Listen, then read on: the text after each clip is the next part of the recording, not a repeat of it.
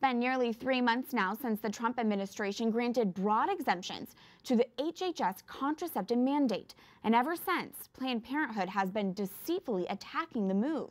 One of Planned Parenthood's repeated talking points is that a reported 58% of all women who use the birth control pill rely on it, at least in part, for something other than pregnancy prevention.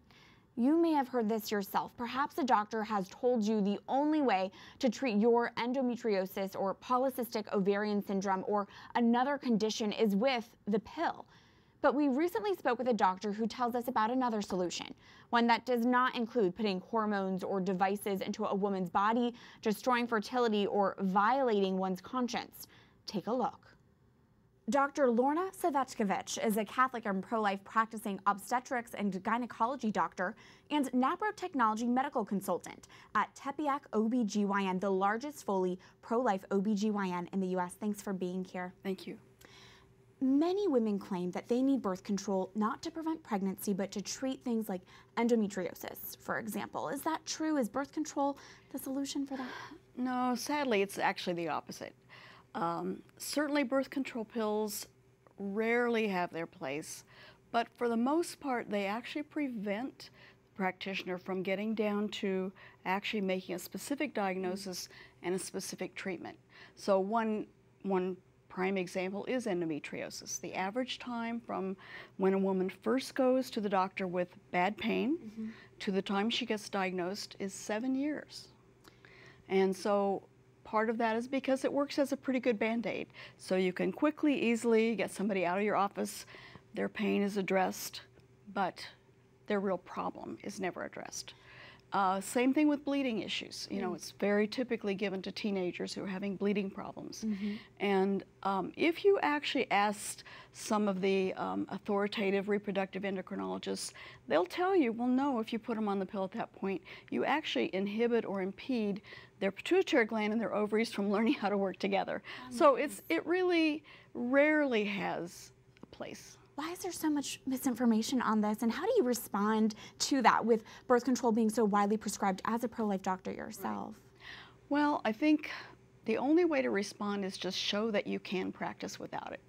And I think for people who have been through a traditional OB/GYN program, it takes some time and effort to actually do that. But there are ways, and again, it just mostly goes back to good medical practice, finding what the problem is and addressing it specifically. But the reason it's so overwhelmingly promoted is that the doctor knows, okay, it's going to solve the problem, but also the patient won't be pregnant. And so there's an assumption that every young woman needs to be protected from pregnancy. Let's talk about one of those ways to actually treat one of these conditions, NaProTechnology. Sure. That's just one way. What is that exactly? You know, it sounds a little fancy, but actually it's just the application of the charting of natural family planning to gynecologic problems, including infertility, but also including bleeding problems and other things. So you're using the chart to give you information about the woman that you would not have. Making observations about themselves. Correct, exactly. And then beyond that, you also strive, again, you do things to treat the disease as opposed to, well, let's just say IVF. You don't really have to worry too much about why the couple is infertile. You just take them through IVF and get a baby, get a pregnancy. Whereas with NaProTechnology, you would do a very thorough investigation and try to find out exactly why.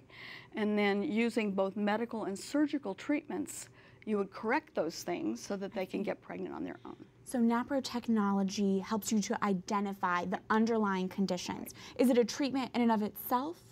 No, it's not really treatment in and of itself, but especially for things like male infertility, it may be one of the only things other than IVF that you have to offer, because timing and making sure the female half of the equation is perfect are the two things that are going to possibly allow a couple with male infertility to achieve. You know, we're speaking about infertility, and so many women, I think about 10% of women of pregnancy-bearing age struggle with infertility, and NaProTechnology, NFP can help with that. I think it also helps because it really is a reality check for the person, because they can see right there what's going on in their own body, and they can interpret that in some ways.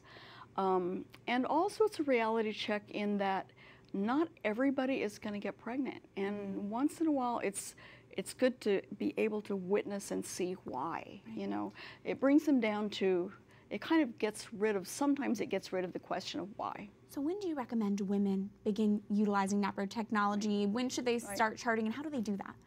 You know, there's a lot of different answers to that. If you see it as in more broad sense as something that just is very good for women's self-knowledge, or for the ability to identify early medical problems, then you could say that maybe even 13, 14, 15, you could start charting. In fact, there's actually a teen abstinence program. It's not called that. It's called Teen Start, but it uses the charting to demonstrate to the young woman that she knows her body, she understands it, and if she can identify when she's ovulating, no one is going to be able to convince her otherwise.